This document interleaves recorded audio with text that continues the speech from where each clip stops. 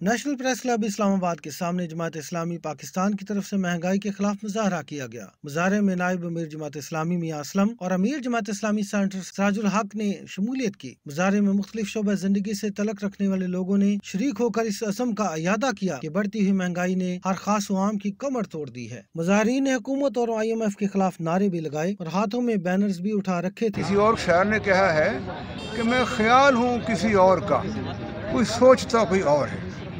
یہ ہماری حکومت ہے۔ میں یہ گزارش کروں گا کہ ورلڈ بینک، IMF اور ایشین کے قرضوں کی دلدل میں پھنس کر اپنی اکانومی اور معیشت کا اختیار ان ساہوکاروں کے ہاتھ میں دے کر یہ امید رکھنا کہ پاکستان خوشحال ہوگا، اکانومی مضبوط ہوگی، یہ سانپوں سے دودھ حاصل کرنے کے مترادف ہے۔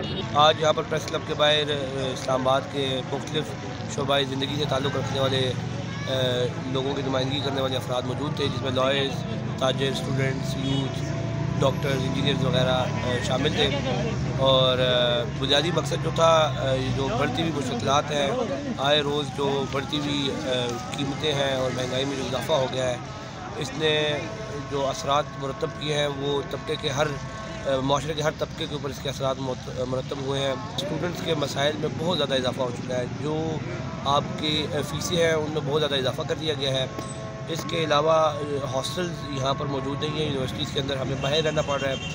ہاسٹل کی جو فیسیں ہیں وہ کم از کم 15,000 ہے اور 20,000 سے بھی اوپر والے ہاسٹلز موجود ہیں۔ اسلام آباد کے اندر اگر بات کی جائے تو 20,000 سے کم آپ کو ہاسٹل نہیں ملتا۔ مظاہرے کے آخر میں امیر جماعت اسلامی سینٹر سراج الحق نے حکومت کو آڑے ہاتھوں لیا۔ ان کا یہ کہنا تھا کہ حکومت عوام کو ریلیف دینے میں مکمل طور پر ناکام ہو چکی ہے۔ امیر جماعت اسلامی نے حکومت کو یہ باور کروایا کہ 20 فروری سے ملک گیر احتجاج مہم کا آغاز کیا جائے گا۔ عاشر بھٹی، وائس آف اردو، اسلام آباد۔